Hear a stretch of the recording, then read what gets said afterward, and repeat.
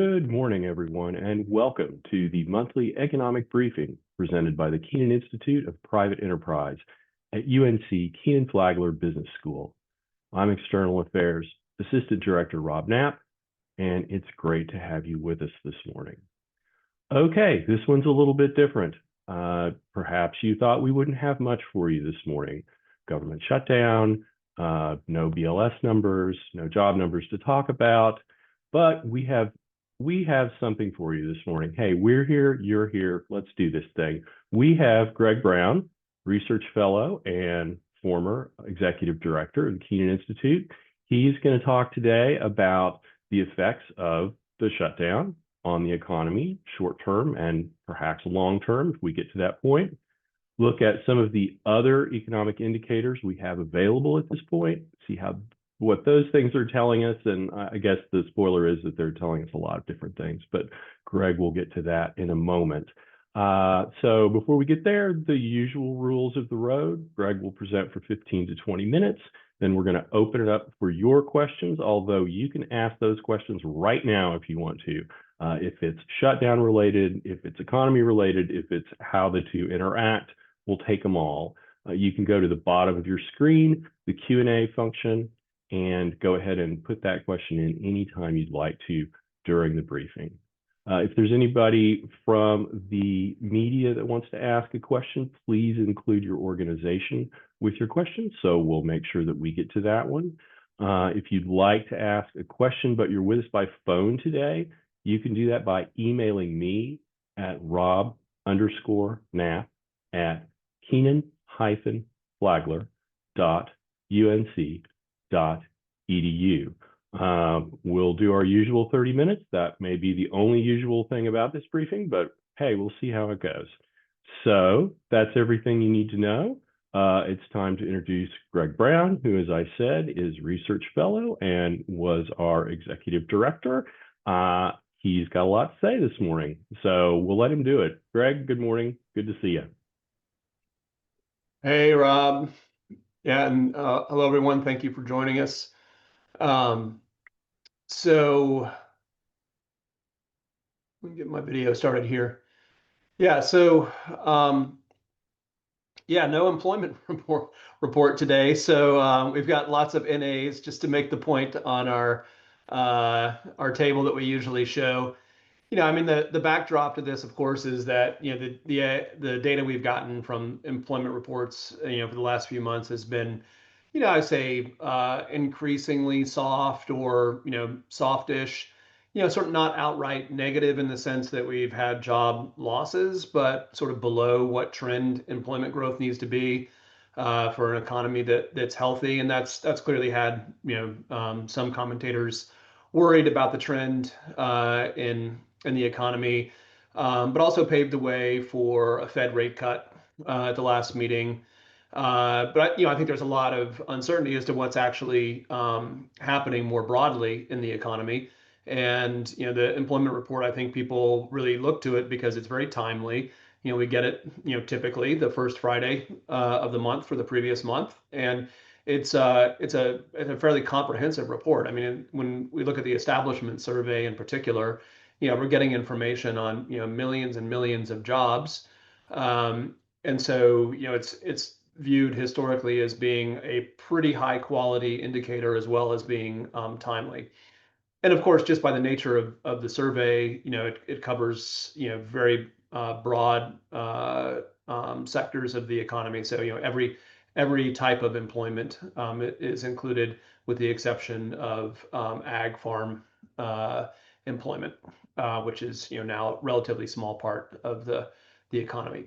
So unfortunately, we don't have new numbers to talk about, but there's never a shortage of other things to talk about in terms of the economy and markets. So what I thought I'd do is let me find it here.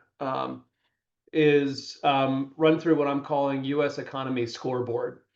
And you can sort of take all of these economic indicators that come out, most of them on a monthly basis, and sort of say, okay, what are they telling us about the economy? Are they consistent with a a healthy economy that's growing the way you would like it to, or an economy that's sick and weakening. And so I took the ones that I think are sort of important indicators and threw them into my subjective assessment of whether they're consistent with a healthy economy or a sick economy, and thought I'd just walk you through many of those. You know, they're it's interesting because people have been predicting a weak economy for a long, long time, like years now. To some extent, and the economy has actually been quite strong. So, when we first saw the Fed raise rates pretty dramatically in 2022, when the yield curve inverted, everyone was like, hey, recession is on the way, right? We've never had an inverted yield curve and not had a recession. But, it just didn't happen. And it sort of felt like the recession was always a day away. And I think when we saw earlier this year all the uncertainty around tariff policy and sort of fairly significant job cuts in the federal sector, and just people were thinking like, oh, this is a recipe for the economy going into a recession, but that hasn't happened either. So I think it's worth getting a little bit more granular in terms of what's going on in the economy to kind of understand what the kind of pros and cons, or sort of positive indicators, negative indicators are. So let's just level set a little bit first. We don't have the employment report, but we can still sort of say what happened to employment up through through August. And of course, as I already mentioned, this is closely tied to what's happening to interest rates and Fed policy. So here the employment rate, that's just one minus the unemployment rate. So just do it this way so that it's intuitive in how it lines up with interest rates. So employment has the employment rate has declined a little bit from its peak.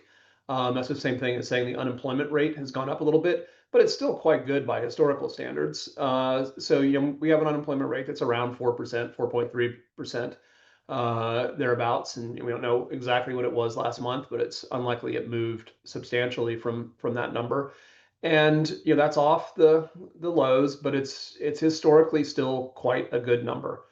Um, Now, that softening in the labor market, it was a concern for the Federal Reserve. And last year, they did cut rates several times. And then they kind of went on pause because of all the uncertainty around what was going to happen, especially to inflation with tariffs. But the tariff policy has been say largely put on hold. At least the most extreme threats of tariffs have been put on hold, and so there hasn't been a big spike in inflation. That said, inflation's still above where the Fed would like it. That sort of kept them on hold until this most recent meeting, where the softening employment market let them get comfortable with cutting rates, the rate target a quarter point. All right, so let's go look at this laundry list of healthy economy, sick economy indicators, and kind of dig into them one by one so you can get a sense of what they're saying. And then we'll kind of come back and sum up what it means for the economy in the third quarter and maybe the fourth quarter. So let's talk about how consumers are feeling. It depends on what you ask them. So there are these two widely cited measures of how consumers are feeling. One's done by the Conference Board, that's a consumer confidence indicator. The other is the University of Michigan Consumer Sentiment Indicator. They ask different types of questions. And the Conference Board one shows that consumer confidence is kind of right at neutral. It's about where the long run average is. So they've been doing this survey forever. And so the current reading is just right in line with long run consumer confidence. Now, University of Michigan, which it's a little bit more tilted towards inflation and prices and slightly different set of questions. And while these two measures have tracked each other very closely historically, since inflation bumped up in 2021, 2022, these have diverged quite a bit. So the Michigan sentiment is actually pretty terrible, right? The current readings are among the worst that we've seen, over the last 50 years or so. That as bad as they were during the global financial crisis back in 08, 09 timeframe. And not much different than what we saw with the real inflation shock in 2022. So, hard to figure out, exactly, what consumer confidence is telling us about where things are going forward. All right. Now we don't get the BLS employment, but we do have this ADP employment number. So, ADP is this, private company that does a pretty large chunk of payroll servicing in the US. And so, they have their own look on the data. It's a smaller sample, but it's still very large.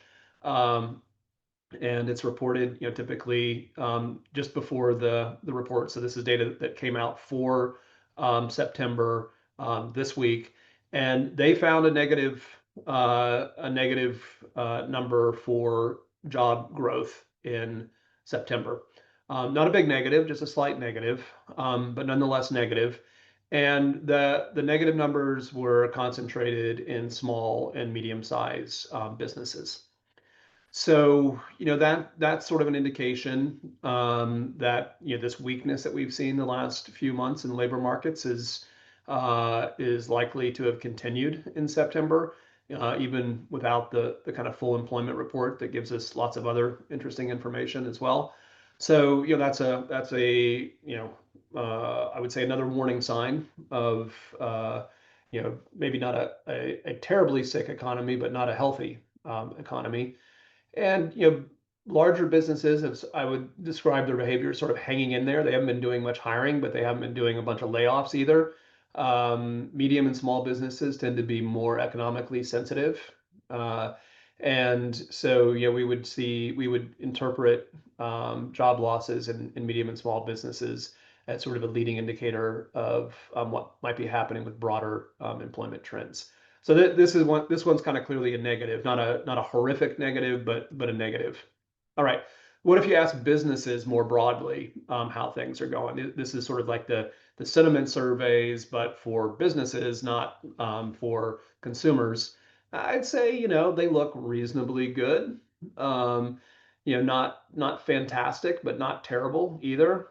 They're pretty much at least the Duke CFO survey and the National Federation of Independent Business numbers. Those are clearly, kind of off their lows from the last few years. That the businesses were kind of pessimistic, again, during this inflationary shock from 2022 going forward. But things have improved over the last year. And I think, part of this was due to business expectations around the Trump administration, sort of being more business friendly, regulatory friendly, and that's why we saw that jump at the end of last year after the elections.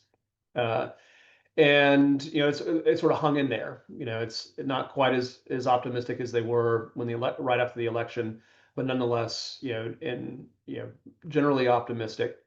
Definitely better than they were during COVID, and much better than they were back in GFC.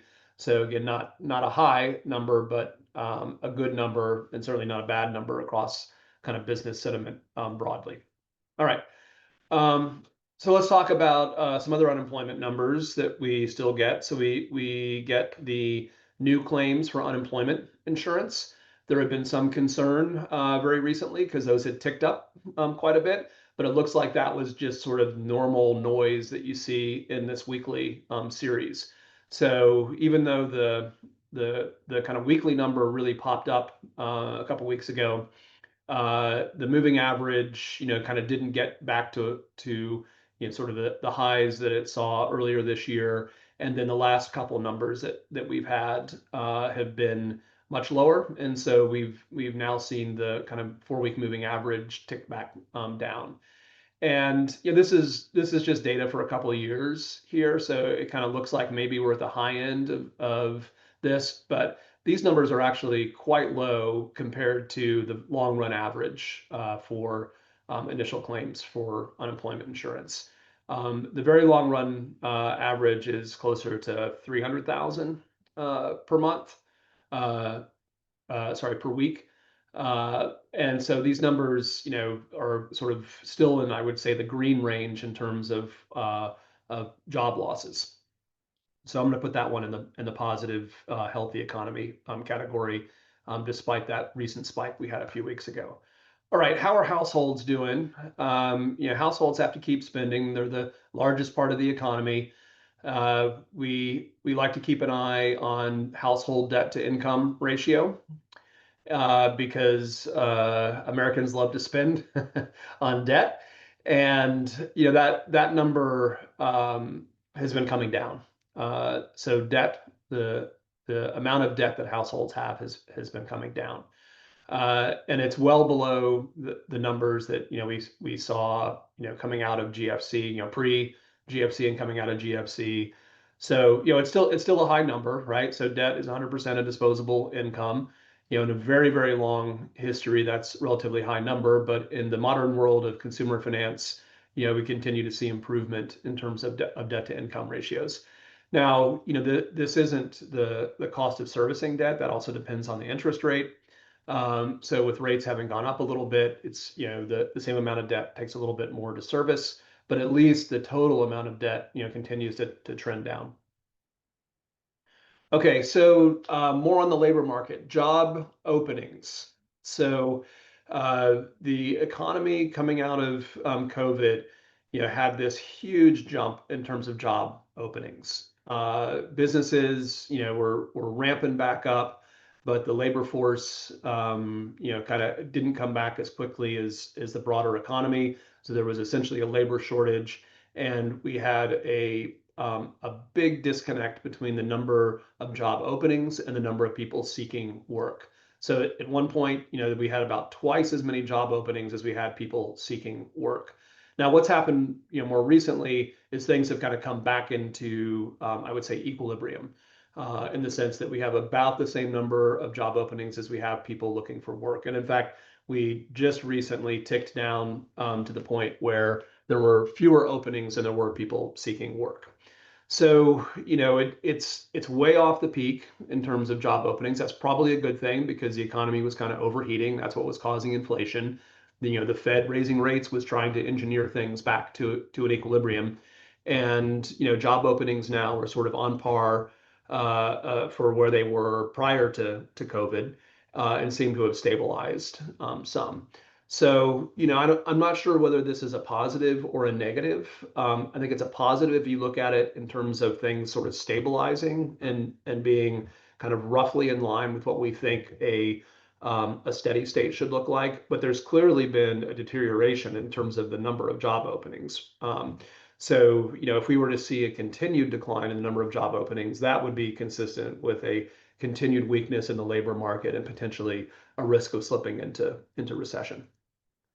Economic policy uncertainty. So, well, we don't have the latest number on this.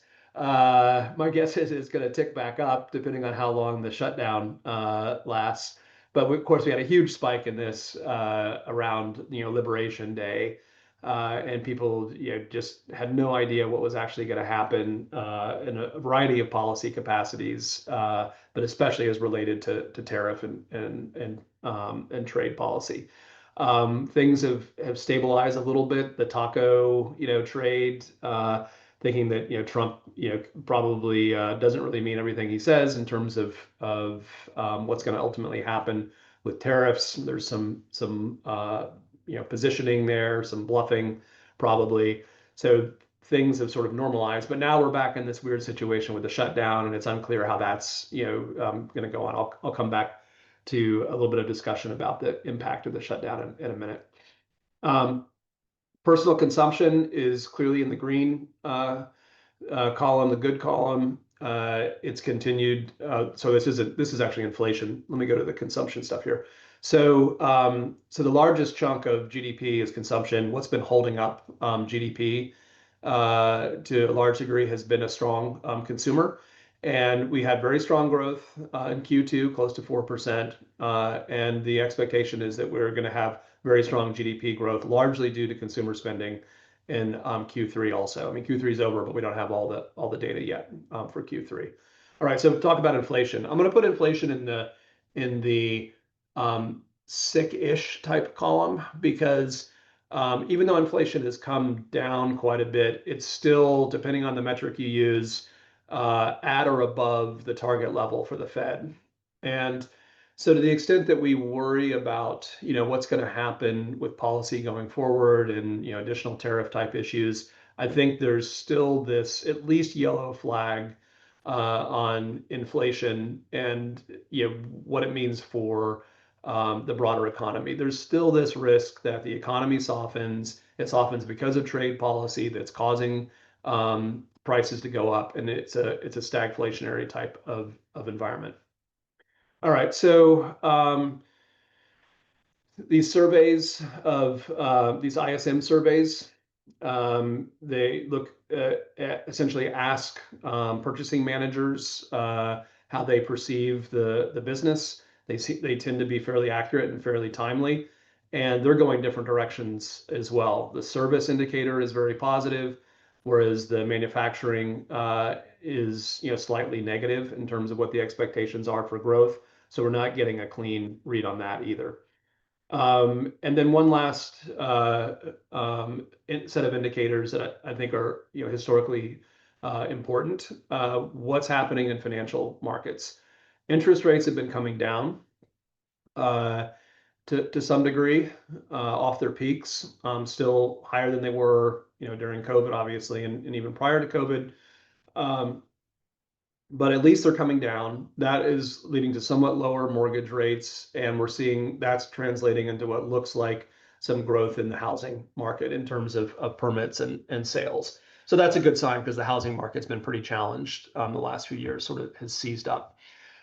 So if we continue to see lower rates, that's good. And the other thing is the stock market, right? So the stock market seems to just not care at all about anything that looks like bad news. It just keeps cranking up. And that's a sign of kind of confidence in some sense, investor confidence, and the fact that business earnings continue to be good. But there's also this spillover effect that people call the wealth effect, that when the stock market goes up, people who own stocks get wealthier, and that's going to increase their propensity to spend. So it also continues to boost consumer spending. So it's not a necessarily a huge effect. So for example, the estimate is if you get $100 more in stock gains, you'll spend like $2 of it. But the stock market has been doing quite well the last few years. So you add all of those stock market gains up, and it does translate into some positive contribution to consumer spending. All right, so all of that stuff together, kind of gives us some notion of what has happened most recently economy.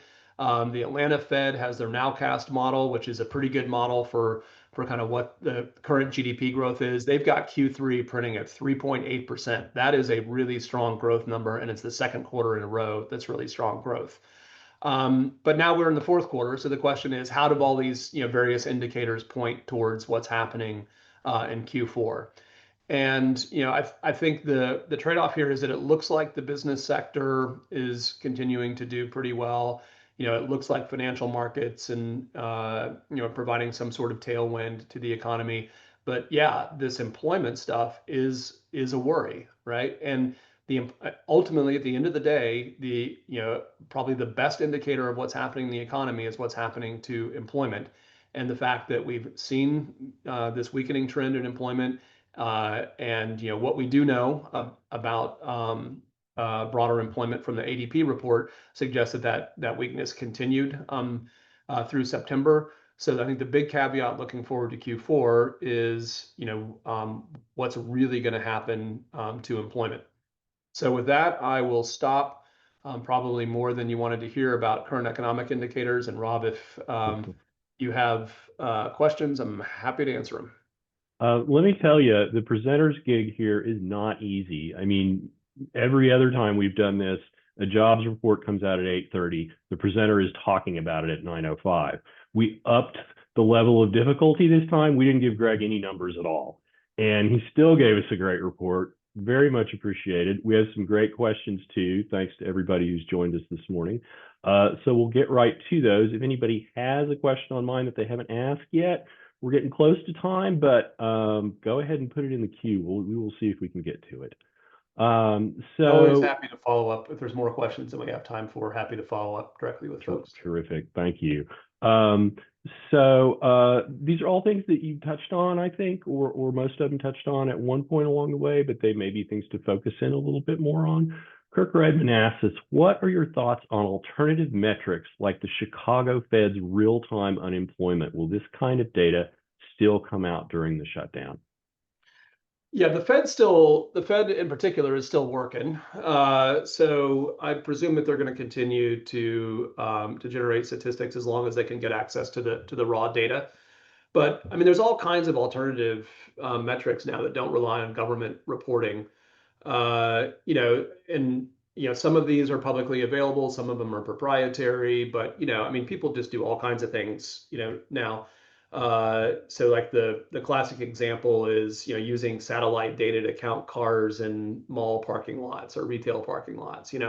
So just the technology, we have all kinds of metrics that can be utilized from search histories and online shopping stuff.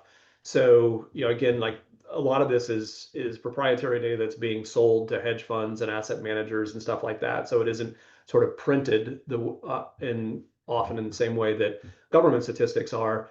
But people that have access to that data are able to get sort of a more real-time read on certain types of economic activity. Okay, great. Thank you. Chris Smith asks us, what accounts for the relative strength of GDP versus an apparent weakness of labor markets? Yeah.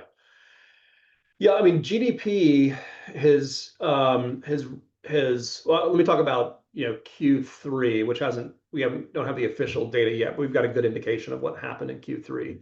So the biggest contributor to Q3 growth has been consumer spending. So consumer spending has really held up strongly. And the labor market has been weakening, but it's still positive job growth, right? It's just kind of less than we would like to see, less than sort of the labor force is growing faster than the number of jobs. So the unemployment rate's kind of ticking up a little bit. But the number of jobs is still increasing, and growth has been quite good.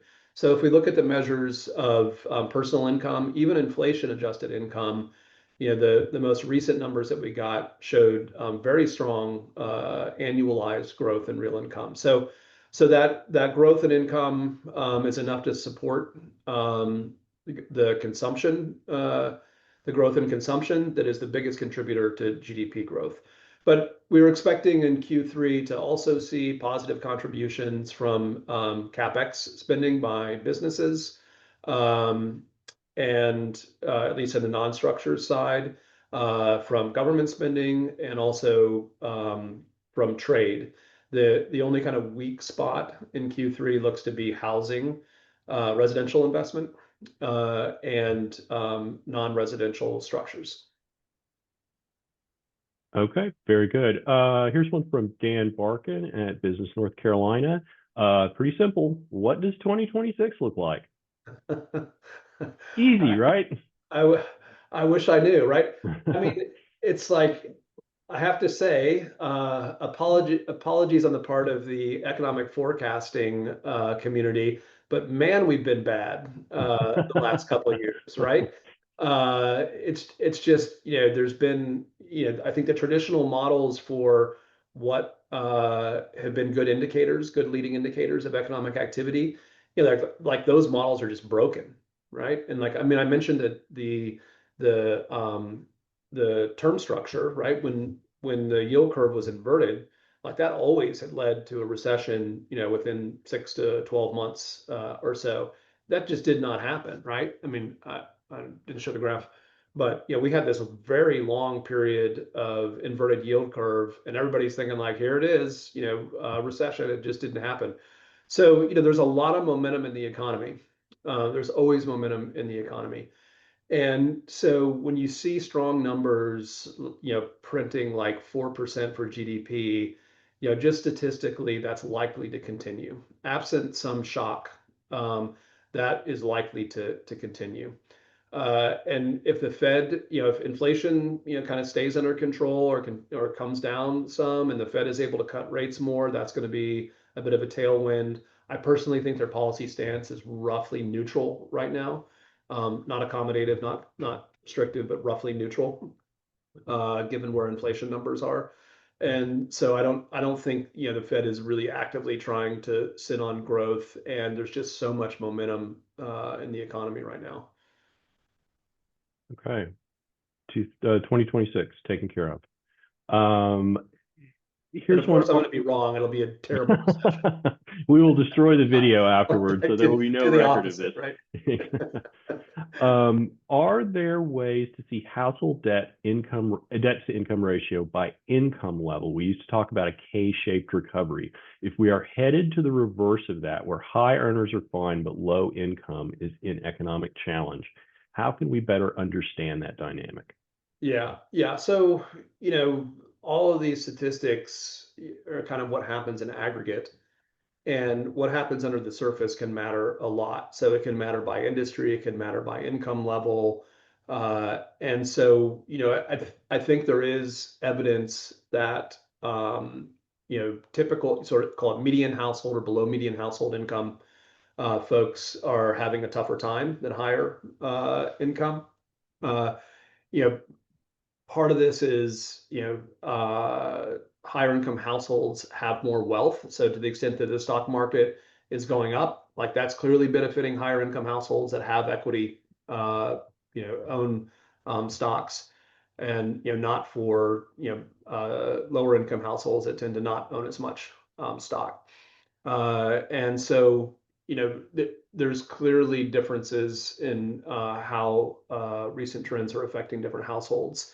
And, lower income households and those with more debt, which tend to be lower income households, are clearly more vulnerable to a slowing economy. Okay. And so, that is the mechanism by which you can have kind of contagion. So, if things sort of start out with lower income households cutting back on spending, and there's sort of some anecdotal evidence of that, or substituting towards cheaper retail outlets, for example. Um, and then that sort of snowballs. So lower spending, begets weaker economy, less employment, less income. That's how a recession can start for sure. That's sort of a organic recession in some sense versus a shock that would come from a financial crisis or a pandemic or something. Okay, let's try and squeeze two more in. You can consider these lightning round questions. I'm sorry, we're not going to get to all the questions, but as Greg said, he'll try and take a crack at them, and I have him here to pass along. So appreciate everybody being engaged and giving us questions to work with. It's great. Your market analysis, says our question asker, missed two pieces. The stock market performance is not strong for smaller companies. And also, what about the bond market? Yeah. Well, so the gains in the stock market clearly have been very concentrated, in sort of like Mag 7-ish type, stocks. But it isn't like there's been you no gains among, smaller stocks or other stocks. Like they're up, they're just not up as much as these kind of big tech growth companies are.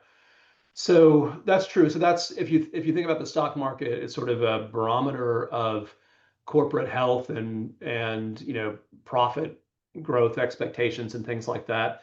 That is not as optimistic as just looking at what's happening to the S&P 500. So and then I think there's also the risk there that it's a bubble, right? I mean, it feels a lot like 1998 when you kind of look at what's going on with AI and just real crazy exuberance around AI and tech stuff. So in terms of what that means, trying to understand what's going on with businesses, that's true. But from a wealth effect, it doesn't matter where the stock gains come from if you think about it from a wealth perspective, as long as you own, say an index fund or something, you're going to get those gains and, feel wealthier, maybe actually act wealthier in the sense if you sell some of it and go get yourself a new car or sofa or something. Yeah.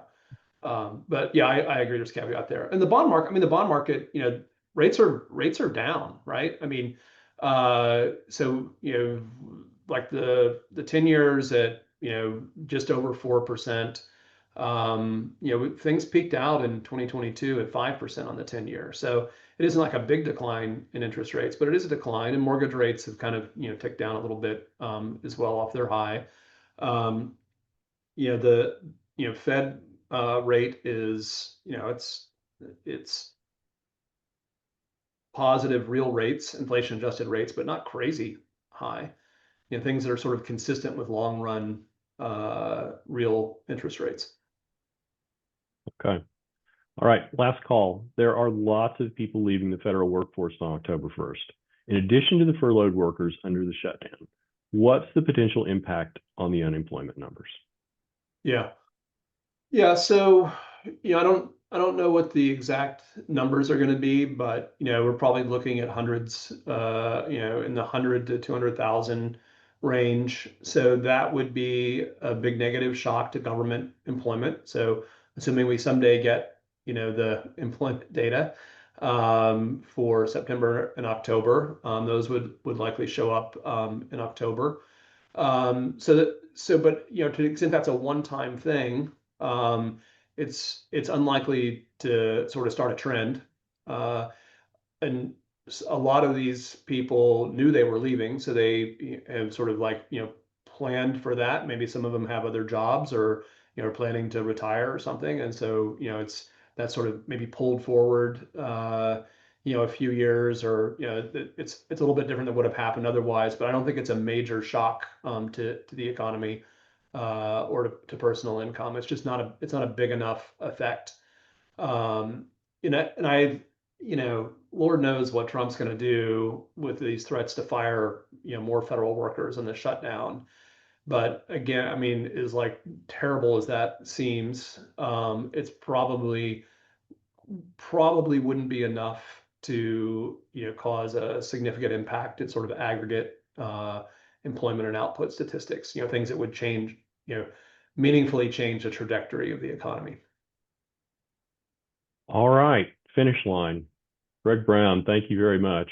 What do we say? This is going to be a more leisurely briefing. It was pretty active. We know what we're looking at now. Thank you very much.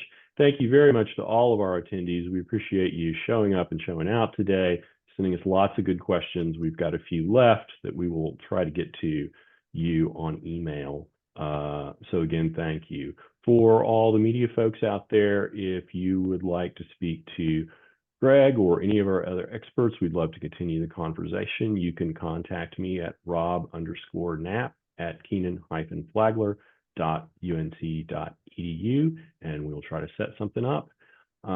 If you haven't been to our website in a while, please get there next week. We have several new things coming up very soon. Some of them are associated with our grand challenge this year, talking about the skills gap, and our Frontiers Conference, which is also next week, some of them related to other things. There's going to be a lot of new stuff to read, so we hope you get there. KenanInstitute.unc.edu. All right, we will see you next month. We will see if we have job numbers. We will be ready either way. Thanks again for coming today. Enjoy the rest of your Friday.